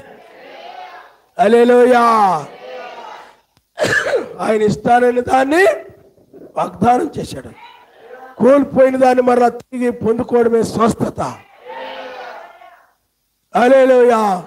అందుకనే 1996లో ఆ నీతి సూర్యుడైన మెస్సయ్య, అది ఆయన బిరుదు. ఆయనే వేకు నక్షత్రము, ఆయనే మెస్సయ్య, ఆయనే రెండవసారి ఆయన అస్తమయమైన వచ్చేదిలో, అర్ధరాత్రి వచ్చేదిలో, కూసే వేళ వచ్చేదిలో, తెల్లవారుజామున వచ్చేదిలో అని చెప్పాడు తప్ప ఎక్కడా కూడా ఆయన సూర్యోదయం వస్తానని ఒక్క లేఖనము కూడా చెప్పడం లేదు. ఈనాడు చాలా మంది సూర్యోదయమును రూపాంతరం చదువుతామని, సూర్యుని బోధ వలన పునరుద్ధరణ చదువుతామని, ఎవరిని వేకు నక్షత్రాన్ని తృణీకరించి ఇష్టం వచ్చిన కల్పిత బోధలు చాలా మంది చేస్తున్నారు. మోసపోకండి. ఎందుకంటే ఆయన భూమి మీదకి ఆయన దినము జాము కడిలో వస్తాడని బైబిల్ చెప్తా ఉంది. హల్లెలూయా. కాబట్టి ఆయనే 1996లో ఆ నిత్య నివాసాన్ని తీసుకొచ్చాడు. హల్లెలూయా. ఆ నివాసమే నీతి, సమాధానము, పరిశుద్ధాత్మ ఆనందము. కాబట్టి ఇప్పుడు ఏదోళ్ళు ఎలా ఉండేవారు? ఆరోగ్యముగా ఉండేవారంటే నీతితోనూ సమాధానముతోనూ పరిశుద్ధాత్మ ఆనందంతో ఉండి ఆరోగ్యమైన శరీరంతో ఉండేవారు. కొరవిన దూడల వలె గంతులేస్తూ ఉండేవారు. ఏదోనులో అది ఉండేది. హల్లెలూయా, హల్లెలూయా. కాబట్టి పిల్లారా, అందువల్ల బైబిల్ చెప్తున్న ప్రకారము ఆయన తన రాజ్యం, అందుకే బ్రహ్మాం గారు అంటారు, ప్రధాన నక్షత్రముకు వేకువ నక్షత్రం వచ్చినప్పుడు అనగా మెస్సయే అనగా యేసే స్వయంగా వారితో మాట్లాడతారు. మీకు అర్థమైందా? తన రాజ్యం యొక్క సంగతుల్ని ముఖాముఖిగా పంచుకుంటాడు. ఆ రాజ్యమే తలరాయి ఉన్నది. ఆ రాజ్యమే పిల్లారా దానియేలు గ్రంథంలో చెప్పబడినటువంటి, దానికి అన్నటికి నాశనం లేనటువంటిదని, ఆ రాజ్యానికి అన్నటికి నాశనము ఉండదని ఆయన చెప్పాడు. కాబట్టి ఇప్పుడు ఆ నివాసము ధరించుకుంటేనే, ఆ నివాసాన్ని ధరించుకోవాలని ఇప్పుడు వధువు అపేక్ష కలిగి ఈ నివాసాన్ని ధరించుకుంటుంది. హల్లెలూయా. ఏ నివాసము? అక్షయమైనటువంటిది. మరి ఈ నివాసం ఏంటి? శిథిలం అయిపోయేది. ఈ నివాసంలో ఉన్నంతకాలం ఇప్పుడు గొడవలు, అసూయలు, కుమ్ములాటలు, దురాలోచనలు, ఏమండి ఈ శరీర లోకానందాలు, ఇది వద్దు నాకు. ఈ శరీరం, ఈ విరోధాలు నాకొద్దు, ఈ గొడవలు నాకొద్దు, ఈ కోపం కక్షలు నాకొద్దు. వాళ్ళ మీద వీళ్ళ మీద ఏదో మనసులో పెట్టుకొని పిచ్చి కుక్కలాగా తిరగడం నాకొద్దు. ఏదో మనసులో పెట్టి పిచ్చి కుక్కలాగా పైకి కిందకి, పైకి కిందకి, బయటికి తిరుగుతూ ఉంటాం. అర్థమైందా? అది కాదు సుమా. నువ్వు ఇంకా వాటిలో ఉన్నావంటే ఇంకా ఈ శరీరంలో ఉన్నావని అర్థం. ఇంకా నువ్వు శిథిలం అయిపోయే శరీరంలోనే ఇంకా నువ్వు ఉన్నావు. నీతి, సమాధానం, పరిశుద్ధాత్మ ఆనందంలోకి వస్తే నిత్య నివాసంలోకి వచ్చినట్టు లెక్క. నీతి లేకుండా, సమాధానం లేకుండా, లోకానందాలతో ఉంటూ ఉంటే అప్పుడు నువ్వు ఇంకా ఈ శరీరంలో ఉన్నట్టే. అందుకనే దీన్ని విడిచి ఆయనకి నీకు మధ్య విరోధము లేకుండా సమాధానము కలిగి పరిశుద్ధాత్మ ఆనందము. హల్లెలూయా. అప్పుడు ఏమైపోయాడు చెప్పండి? నువ్వు ఆయన తీసుకొచ్చిన నిత్య నివాసము పొందుకున్నాడు. అప్పుడే ఎప్పుడైతే ఆ నీతి, సమాధానం, పరిశుద్ధాత్మ ఆనందం కలిగి ఉన్నావు, నువ్వు స్వస్థత పొందావు అని అర్థం. ఎందుకంటే అది ఉండేది ఒకప్పుడు ఆ రాజ్యం ఏదేనులో, ఆ యొక్క పాత ఏదేనులో. కానీ మరలా దీన్ని తిరిగి ఆయన తీసుకొచ్చాడు నీకోసమై.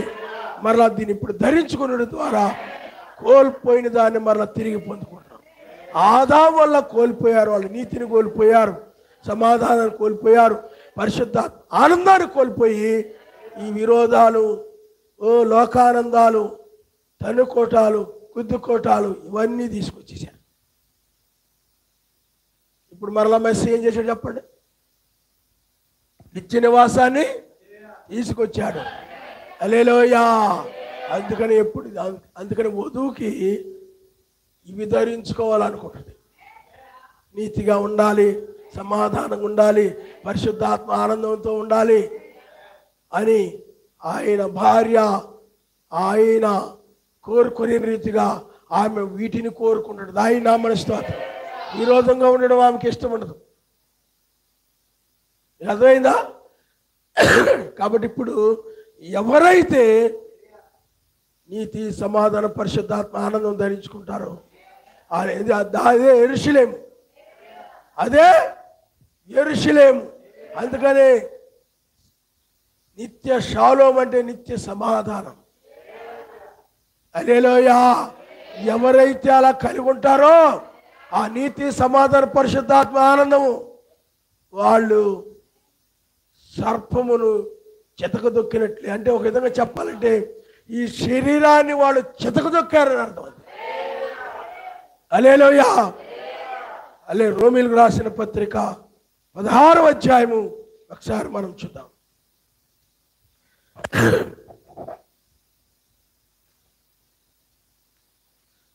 17వ వచనం.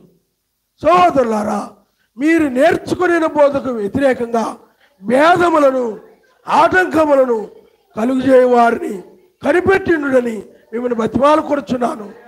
వారిలోని మీరు తొలగిపోవుడి. అట్టివారు మన ఎలోహిమైన ఆ మెస్సీకి కాక తమ కడుపునకే దాసులు. వారు ఇంపైన మాటల వలన, ఇచ్చకముల వలను, నిష్కపటుల మనస్సులను మోసపుచ్చుదురు. మీ విధేయత అందరికీ ప్రచురమైనది కనుక మిమ్మును గూర్చి సంతోషించున్నాను. మీరు మేలు విషయమై జ్ఞానులను, కీడు విషయమై నిష్కపటులై ఉండవాలని కోరుచున్నాను. సమాధానకర్తకు సర్వశక్తిమంతుడు సాతానును మీ కాళ్ళ క్రింద శీఘ్రముగా చితకదొక్కించిన ఆయన నామనిస్తాడు. అంటే సమాధానకర్త ఏకో నక్షత్రమే, నిత్య షాలోం. ఎలాగంటారు? షాలోం అను వర్తమానంలో వేకువ చుక్క చీకట్లో నుండి వచ్చి, గాఢాంధకారంలో నుంచి షాలోం, సమాధానము కలుగుగాక. యూదులు ఎదురుబడినప్పుడు, ఒకరు ఎదురుబడినప్పుడు షాలోం అని చెప్పుకుంటారు. కానీ ఇది నిత్య షాలోం. ఎందుకంటే బ్రహ్మం గారు ఉన్నారంటే చివరి వాక్యము బయలుపరచబడవలసి ఉంది. ఆ చివరి వాక్యం బయలుపరచబడినప్పుడు బైబిల్ అంతా కూడా బయలుపరచబడినట్టే అని చెప్పి ఆయన ఉన్నారంటే, పిల్లరా, ఆ చివరి వాక్యము దానికోసం మనం కనిపెట్టుకుని ఉందాం, కాచుకొని ఉందాము. ఆ చివరి వాక్యం బయలుపరచబడినప్పుడు మృతులు లేపబడతారు. విజయమందు మరణము మినిగివేయబడినని చెప్పాడు. ఆ చివరి వాక్యమే అక్కడ వాక్యం ప్రకటన గ్రంథం 22వ అధ్యాయములు, అది 66వ పుస్తకము. 66వ పుస్తకము చివరి పేజీలో వేకు నక్షత్రం యొక్క రాకడ ఉన్నది, అనగా మెస్స యొక్క రాకడ ఉన్నది. ఆయనే 7వ దూతను సంఘముల కోసం సాక్ష్యం ఇచ్చుటకు 7వ దూతను పంపినవాడు ఆయనే. ఇదిగో త్వరగా నేను నా దూతను పంపి ఉన్నాను అంటారు. ఆయనే వేకు చుక్క. ఆయన ఇప్పుడు రంగం మీదకి వచ్చి ఆయన చెప్పండి, ఈ చివరి వాక్యం అంటే ఆయన రాకడ న్యాయమైన తీర్పును గురించిన వాక్యము బయలుపరచుగా బైబిల్ మొత్తం కూడా 66వ పుస్తకములో చివరి పేజీ బైబిల్ మొత్తం క్షుణ్ణముగా విప్పబడింది. ఆయన నమ్మనిస్తాడు. హల్లెలూయా. కాబట్టి ఇప్పుడు ఆత్మీయంగా ఆరోగ్యాన్ని పొందుకుంటేనే, ఏమండి, ఆత్మీయంగా శరీరం అది నీతి, సమాధాన, పరిశుద్ధాత్మ, ఆనందం అనేది, ఆ రాజ్యం అనేటువంటిది, ఆ యెరూషలేము అనేటువంటిది, నూతన యెరూషలేము, అది ఆత్మీయ శరీరం. ఈ ఆత్మీయ శరీరాన్ని ఈ ఆత్మీయ మహిమ శరీరాన్ని పొందుకుంటేనే ఈ శరీరం మహిమ శరీరంగా మారుతుంది.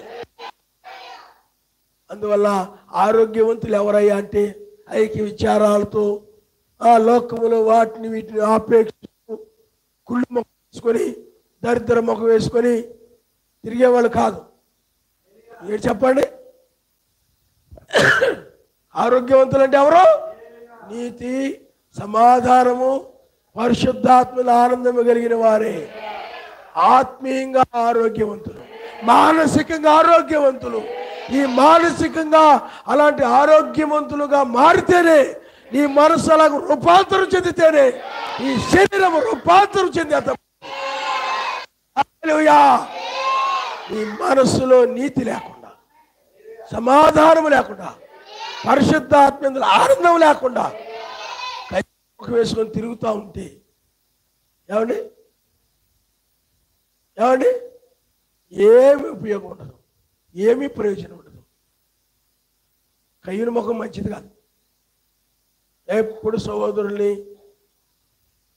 విరోధంగా ఆలోచన చేస్తూ, విరోధంగా కోపం పెట్టుకుని, అంతేనా కయ్యూను?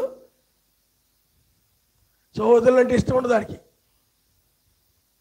సహోదరులు అంటే ఆడికి ఇష్టం ఉండదు. దానికి కయ్యూనికి ఇష్టపడ్డా, సహోదరుల మీద ప్రేమ ఉండదు వాడికి. ఎప్పుడు కూడా సహోదరులను ద్వేషిస్తూ, అసహించుకుంటూ అలా ఉండేవాడు అనమాట. అలా ఉంటే నీ శరీరము మారదు సుమా. అందుకనే ఈ శరీరము ఆ ఏదోనులో ఉన్న ఏదోనులో ఆనాడు ఉన్న ఆదాము కలిగి ఉన్న మహిమ శరీరముగా, ఆరోగ్యకరమైన శరీరంగా ఇది మార్పు చెంది ఎత్తబడాలంటే మనసు మారితేనే, మనసు ఆరోగ్యంగా మారితేనే. శరీరంగా బలహీనత ఉన్నప్పటికీ కూడా మనసు ఆరోగ్యముగా, సంతోషముగా, సమాధానముతో, సంతోషముతో. ఏ సంతోషము? లోక సంతోషం కాదు, లోక సంబంధం వాటిని బట్టి ఆనందము కాదు, ఆయనను బట్టి ఆనందం. ఆయన యొక్క వాక్యమును బట్టి, ఆయన చేసిన కార్యములను బట్టి, ఆయన కలుసుకోబోతున్నందుకు ఆ ఆనందము. హల్లెలూయా. అది నీ మనసులో ఉందా? నీ హృదయంలో ఉందా? ఎందుకంటే హృదయం శుద్ధిగా ఉంటే శరీరం మారి పైకి వెళ్తాను. తెల్లవారు కుచ్చుక మీ హృదయాల్లో వదించి, ఆయన రాజ్యము నీ హృదయంలో వదించి, హృదయం నీతి, సమాధాన, పరిశుద్ధ, ఆనందం కలిగి ఉండవు. ఎందుకంటే అదే తలరాయి కాబట్టి, అదే ఆయన కాబట్టి. అప్పుడే నీ శరీరం మారుతుంది. ఇప్పుడు రెండోసారి ఆయన ఎందుకు వచ్చాడు చెప్పండి? స్వస్థపరచడానికి. ఇప్పుడు స్వస్థతను బయలుపరుచుకుంటున్నాడు. దీనిని బట్టి నీకు స్వస్థపరచు, ఏమండి, స్వస్థపరచబడే విశ్వాసము, శరీరం మారడానికి కావాల్సిన విశ్వాసము, ఏమండి, ఎత్తబడడానికి కావాల్సిన విశ్వాసము ఈ వర్తమానంలో నీకు దొరుకుతుంది. ఆయన నా మనసు ఈ దినము, ఈ జాము, ఈ గడియ, 8వ దినములోనే, వేకువజాములోనే, 3వ గడిలోనే, అంటే 3వ దినములోనే మెస్సేజ్ తిరిగి. 3వ గడి అంటే రాత్రి 3 గంటల నుండి ఆరంభమవుతుంది. హల్లెలూయా. అప్పుడు ఆయన శరీరము మార్పు చెందింది. ఆయన శరీరంలో భాగమైన వధువు కూడా ఇప్పుడు అదే దినములు, అదే జాములు, అదే గడిలో మార్పు చెందుతుంది. అంటే వర్తమానం ఏం చేసి చెప్పండి?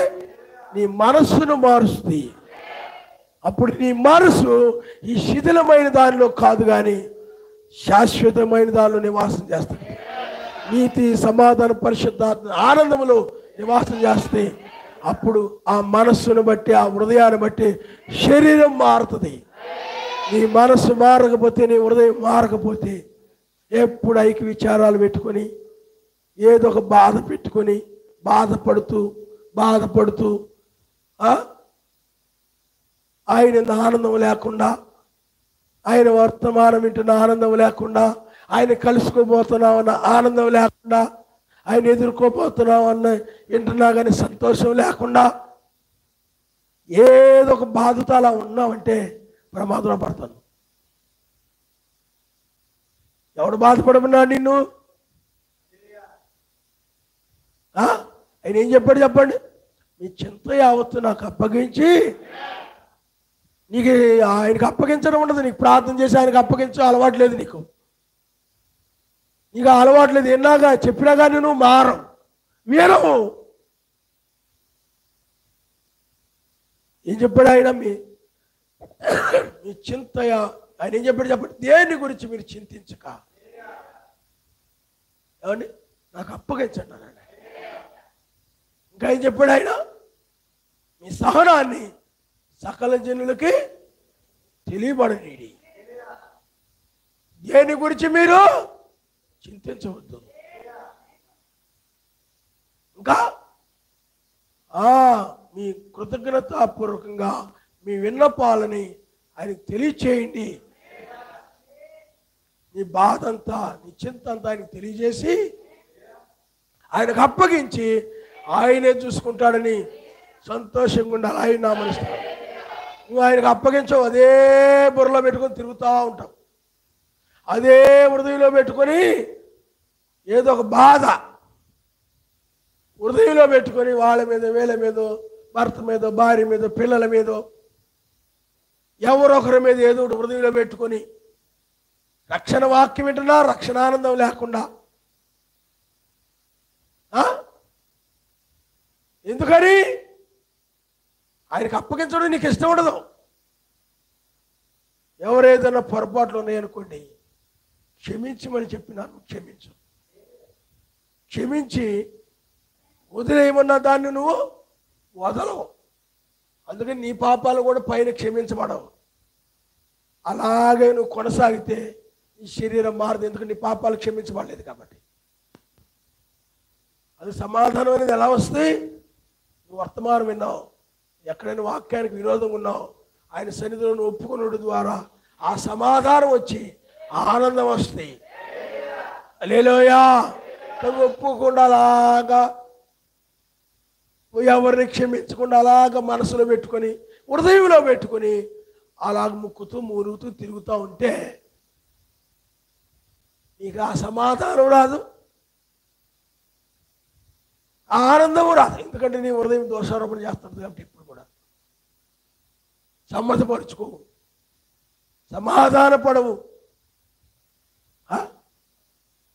ఎవరి విషయంలో ఏదైనా వాక్య విరోధం ఉంటే క్షమించమని అనవు. నీకు అలవాటు లేదు. ఇంకా అది పుట్టిన దగ్గర నుంచి కూడా లేదని. ఎందుకంటే కయ్యూనికి లేదని. కయ్యూనికి ఒకసారంట ఒక ఆయన ఉన్నాడంట. వాళ్ళ భార్యని వాళ్ళ యొక్క ఊరు వెళ్తానంటే, అది వాళ్ళ క్రైస్తవులే, అన్యులు కాదు. వాళ్ళ తల్లిదండ్రులు అన్యులైతే అవిశ్వాసులు, వాళ్ళ మాటలు వ్యవహారం వేరుగా ఉంటాయి. క్రైస్తవులు సరే, వాళ్ళు క్రైస్తవులే కదా పోనీలే అని చెప్పి వాళ్ళ భార్యని తీసుకుని వెళ్ళి బస్ స్టాండ్కి వెళ్ళాడంట. వెళుతున్నాడంట. వెళ్తా ఉంటే మార్గ మధ్యలో ఏమండి ఆ బండి మీద వెళ్తా ఎల్లికలు పడేసాడంట. పాపం ఆవిడకి కాలు దెబ్బతింది. అయినా కూడా మెల్లగా పాపం బస్సు ఎక్కింది, వెళ్ళింది, ఆ ఊరు వెళ్ళింది. ఊరు వెళ్ళిన తర్వాత ఫోన్ చేశాడంట. అది వాళ్ళు చేశారు మొత్తానికి. చేస్తే అన్నీ మాట్లాడుతున్నాడంట. కానీ ఆ బండి మీద మా ఆవిడని పడేసేని, ఆవిడ దాని గురించి ఎంత బాధపడుతుందో, ఎలా ఉందో ఏంటో కనీసం అడిగేవాడు కాదంట. పడేసి ఎల్లికలు పడేసి మరలా ఆవిడ తిరిగి వస్తుంటే రమ్మని చెప్తే బస్ స్టాండ్ దాకా వెళ్ళాడు. బండి కూర్చుంది, తీసుకొచ్చాడు. ఆవిడ బాధపడతానే ఉంది. ఏమండి కనీసం ఎలా ఉంది ఏంటి ఏమైనా చూయించినా ఏమి మాట్లాడేవాడు కదా. అది మనిషేనా? ఎదుటి వాళ్ళ గురించి ఆలోచించేవాడేనా? అయ్యో నేను ఇలాగా ఇల్లీగల్గా బండి పడేశాను, నీ కాలు దెబ్బతింది, నన్ను క్షమించు అని కనీసం విచారం వ్యక్తం చేయలేదు అతను. బాధపడలేదు అతను. మరి అనాలి కదా, క్షమించు, నా మూలంగా నీకు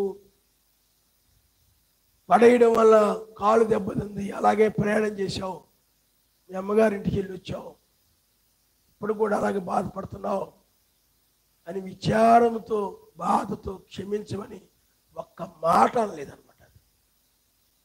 వాడికి లేదు, కయ్యూనది అలవాటు లేదు అతడికి. నొప్పిగా ఉందని ఆవిడంటే ఓకే అంటున్నాడు. అంతే. మనిషేనా? పరిశుద్ధాత్మ ఉంటే ఏమంటాడు చెప్పండి? ఏమీ లేదనమాట. అలాంటి వాళ్ళు ఉంటారు కొంతమంది. సమాధానపడాలి. హల్లెలూయా. అప్పుడు ఏమొస్తుంది చెప్పండి నీకు? ఏమైంది కాదులే, దానికి అలాగే ఉండాలే, దానికి అలాగే తగలాలే, అదే అలాగపడాలే, అదే అలాగ ముక్కుతూ ములుగుతూ ఉండాలే. ఎవరు వెళ్ళమన్నారేంటి? అలా అంటాడు పడేసి. మీకు అర్థమైందా? ఈ టైప్ వాళ్ళు ఉంటారు కొంతమంది. అందువల్ల మనం ఎప్పుడు కూడా సమాధానాన్ని వెతకాలని నమ్మనిస్తాడు. అప్పుడు ఎప్పుడైతే ఆ సమాధానం కలిగి ఉండదో అక్కడ అపవాది చితక తొక్కబడినట్లు లెక్క. అపవాది ఏమైపోతాడు చెప్పండి? వాడు నువ్వు ఒప్పుకోవడం ఇష్టం ఉండదు, క్షమించమంటే వాడికి ఇష్టం ఉండదు సాతానికి. అందుకని నేను క్షమించమని అనడం కానీ, సహోదరు దగ్గరికి వెళ్ళి క్షమించమని చెప్పడం కానీ వాడు ఇష్టపడదు. అందుకని నేను ఏం కాదులే, చెప్పైనా పర్లేదులే, ఒప్పుకోపోయినా పర్లేదులే, ఏమవ్వదులే వాడు నేను ఒప్పుకోని కూడా చేస్తాడు. ఎందుకంటే నీ జీవితంలో సమాధానం రాకూడదు. ఆడు వచ్చిందా ఆడు చచ్చినట్టే, ఆడు చితక దొక్కబడినట్టే. అందుకని సమాధానకర్త అయిన మెస్సయ్య వచ్చి ఇప్పుడు మేకు నక్షత్రం వచ్చి సమాధానం కలుగుడు ద్వారా నీ జీవితంలోనికి లేకపోతే ఆయన మోదువు సమాధానం పొందుడు ద్వారా ఏం జరుగుతుంది చెప్పండి? అపవాది చితక దొక్కబడుతున్నాడు, మరణము చితక దొక్కబడుతుంది. ఏమండి? భేదములు చితక దొక్కబడుతున్నాయి, కలహాలు చితక దొక్కబడుతున్నాయి. కలహాలే, భేదాలే, విరోధాలే దయ్యమై ఉన్నాయి. హల్లెలూయా. అవి చితక దొక్కబడినప్పుడు అక్కడ సమాధానము, ఏకాత్మ, ఏక మనసు, పరిశుద్ధాత్మ, ఆనందము. అప్పుడు ఆ శరీరం మారి వెళ్ళిపోతుంది పైకి. ఏమీ లేకుండా ఎత్తబడతా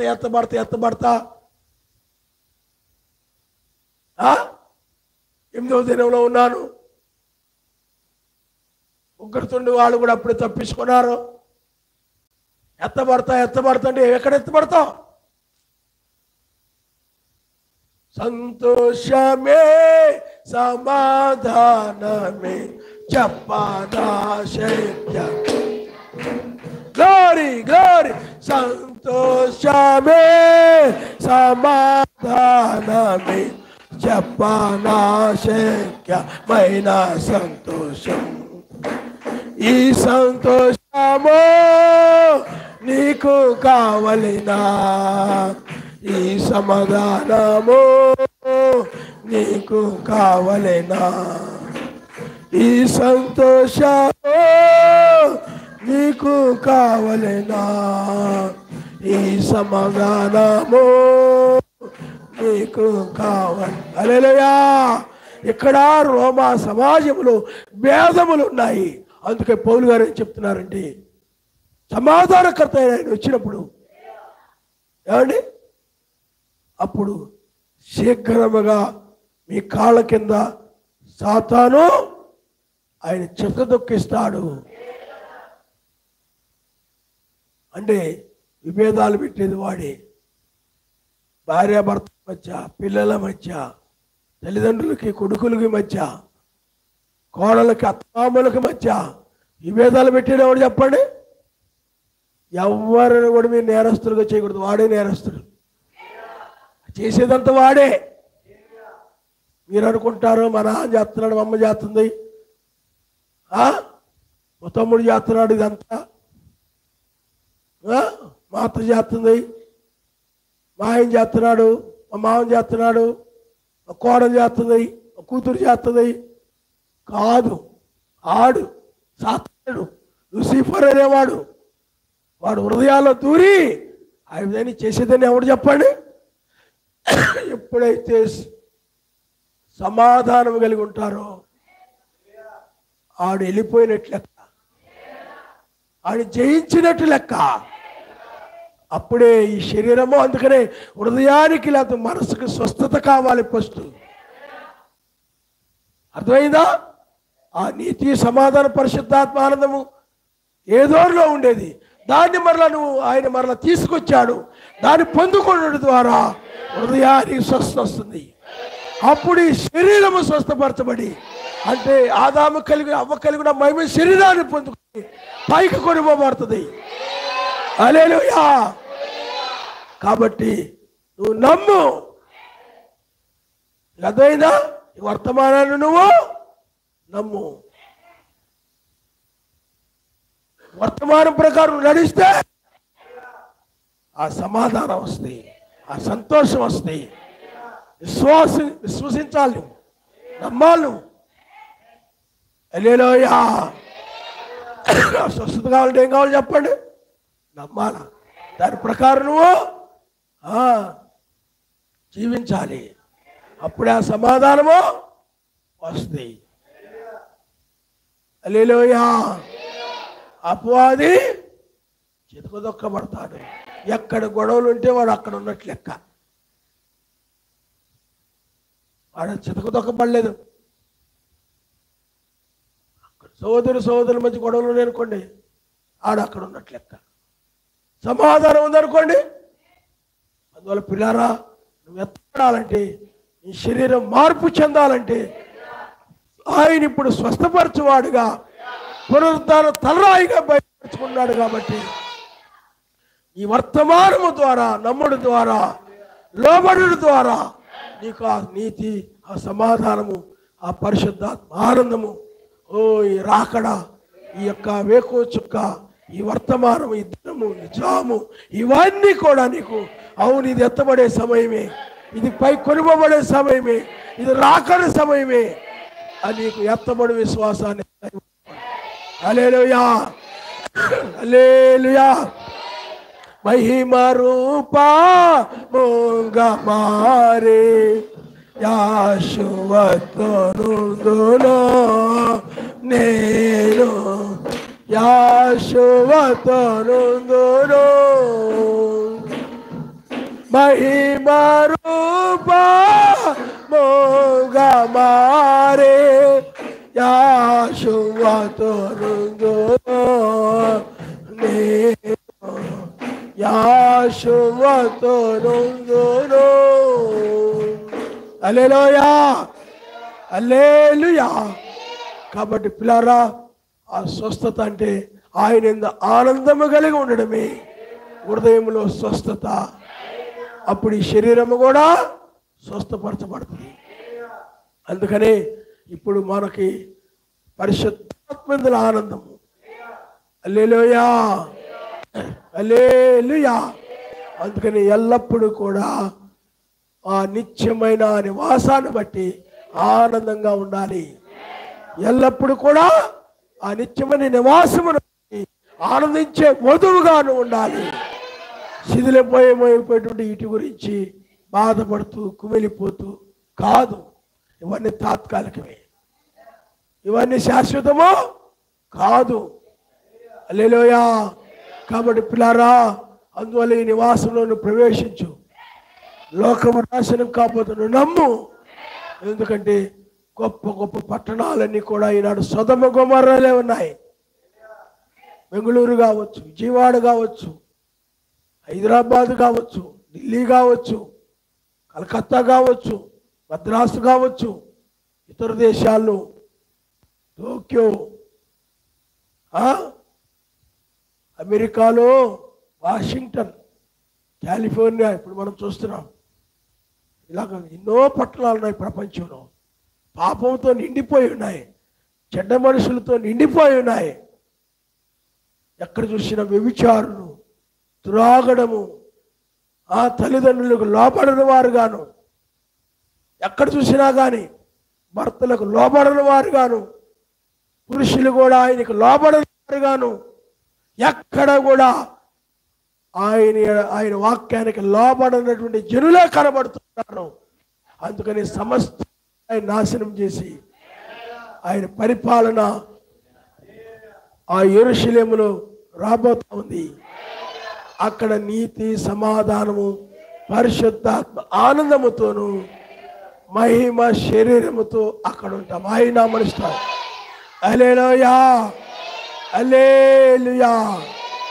అందువల్ల అక్కడ క్రొవ్విన దూడల వలె ఆరోగ్యము కలిగి అక్కడ జీవిస్తామంటే ఇక్కడే పొందుకొని అక్కడికి వెళ్ళిపోతాం. కాబట్టి దాన్ని పోగొట్టుకోకూడదు. లోకంలో నువ్వు ఏమైనా ఆయన కోసం పోగొట్టుకున్న పర్లేదు, ఏమైనా ఆయన కోసం విడిచిపెట్టిన పర్లేదు, కానీ దాన్ని మాత్రం నువ్వు పోగొట్టుకోకూడదు.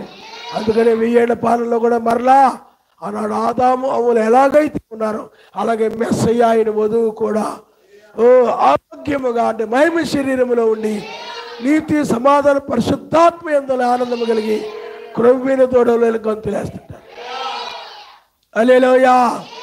గంతులు వేస్తూ ఆయన స్తుతిస్తూ మహిమపరుస్తూ, అందుకని గతంలో ఉన్న ఏదోను కంటే అది శ్రేష్టమైన ఏదోను. ఎందుకనంటే మొదటి ఆదాము అతడు ప్రకృతి సంబంధమైన మనుష్యుడు, కడపటి ఆదాము పరలోక సంబంధమైన వాడు. అక్కడ ఎల్లప్పుడూ కూడా ఆయన యందు సంతోషంతో ఉంటారు. ఏ వ్యాధులు ఉండవు, రోగాలు ఉండవు, హాస్పిటల్ ఉండవు, డాక్టర్లు ఉండరు, ఎవరు ఏమి అవసరం లేదు. గొప్ప దేశాన్ని మనము చేరుకోబోతున్నాం. తల్ల వంచుకోండి, మనం ప్రార్థన చేసుకుందాం. శరీరం మారాలంటే హృదయం స్వస్థత ఉంటేనే శరీరం స్వస్థత పొందుతుందమ్మా. హృదయము నువ్వు ఏదైతే కోల్పోయావో ఆదాము వలన ఆ యొక్క దాన్ని మరలా ఆ రాజ్యాన్ని మరలా తిరిగి హృదయంలోని చేర్చుకున్నప్పుడే, హృదయంలో కలిగి ఉన్నప్పుడే మరలా ఈ శరీరము కూడా మార్చబడుతుందమ్మా, స్వస్థత పొందుతుందమ్మా, కోల్పోయిన శరీరాన్ని మరలా తిరిగి పొందుకుంటాను సుమా.